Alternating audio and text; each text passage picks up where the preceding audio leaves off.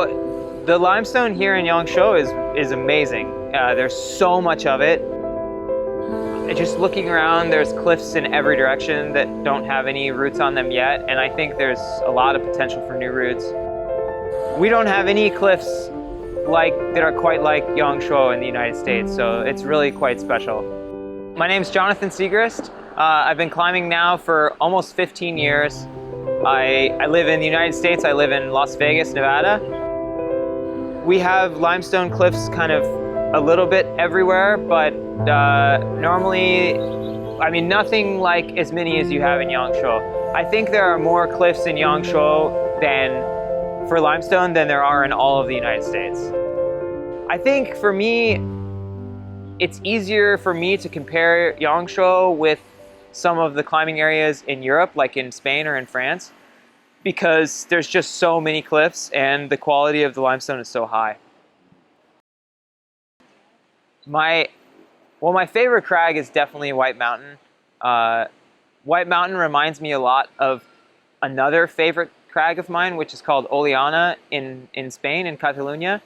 I think the angle of the rock is very similar. They're also both really large, so you have a lot of nice options for warming up and also a lot of really hard routes as well. This line is really special. It has a little bit of everything because you need to be really strong in your fingers, and there's like very difficult boulder problem crux. But then also just having strong fingers and maybe being dynamic is not enough, because after you have a long endurance section.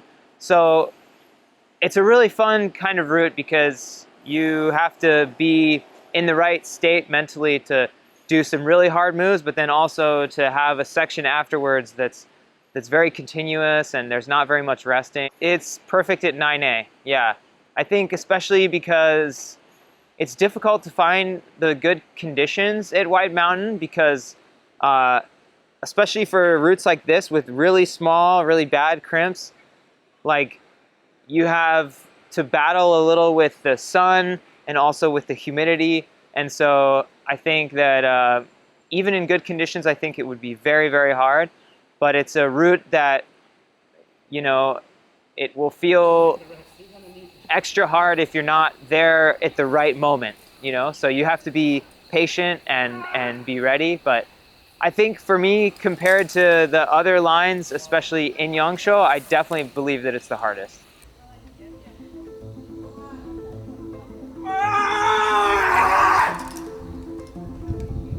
The way that I would break down the route is maybe it's like 8A or 8A plus climbing, so 13B or C climbing to the crux, which is maybe B10, on really bad crimps, and there's a lot of body tension, and it's hard to you do some long moves, and also just the holds are quite bad. And then after this, you have no really good rest, but you have maybe a 14A or so, or a hard 14A right after the crux to get to the top. That's really pumpy. So it's three totally different styles, right? Because the beginning is kind of big moves on good holds and nice pumpy 513, and then a really hard boulder problem, and then some kind of tufa climbing almost at the finish. So yeah, it's you have to be good at everything in the moment, it's nice.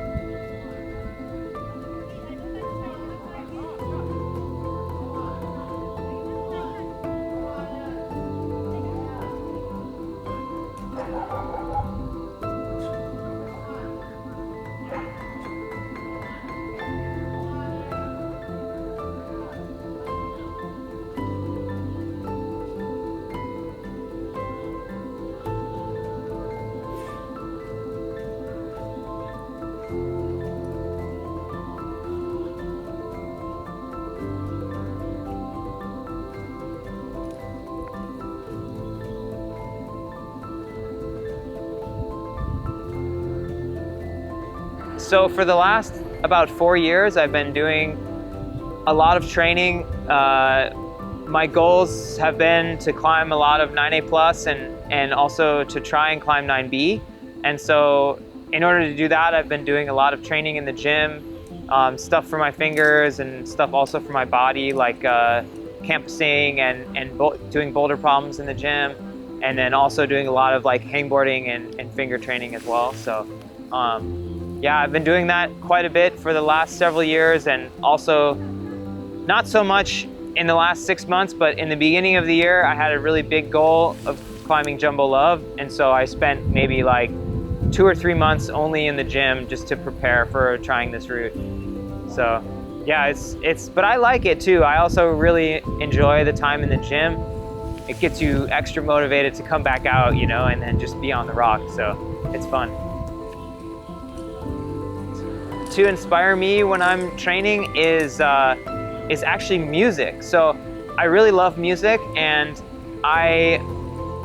you're right that I think the best way to train, for me at least, is to be alone, because sometimes when there's people and conversations, the social aspect of climbing is amazing, and we all love to go and have beers after the route or whatever, but sometimes if your goal is to just train and improve, then you need to be alone without distraction. So I really love this time because I can discover new music, and every day I listen to something different. It also helps to keep me like in my own space and to be like alone if I'm in the gym. And then, you know, I also believe that sometimes it's good maybe once a week or so to go outside still and be social with other people, and then also just remember how to move on rock, because sometimes if you spend too much time climbing in the gym or just training, then you forget what it means to move your feet and to feel the rock in your hands and stuff like this. I believe that each person is different. So like for me personally,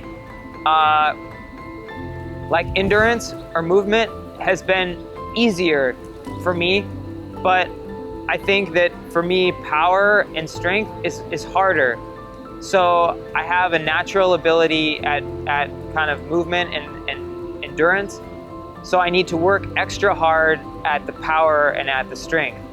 And I think each human body is like this. I know people that for power, it's very easy for them, and they're almost like a cat. You know, they don't need to train. They can just jump really high and do really hard moves easily. But then if they need to do a lot of like endurance climbing, then it's really hard for them. And they're like the opposite of me, right? So I think what's important is to discover the things that your strengths and also your weaknesses, and then you can know, you know, which is best to train and which is the best method to use to improve.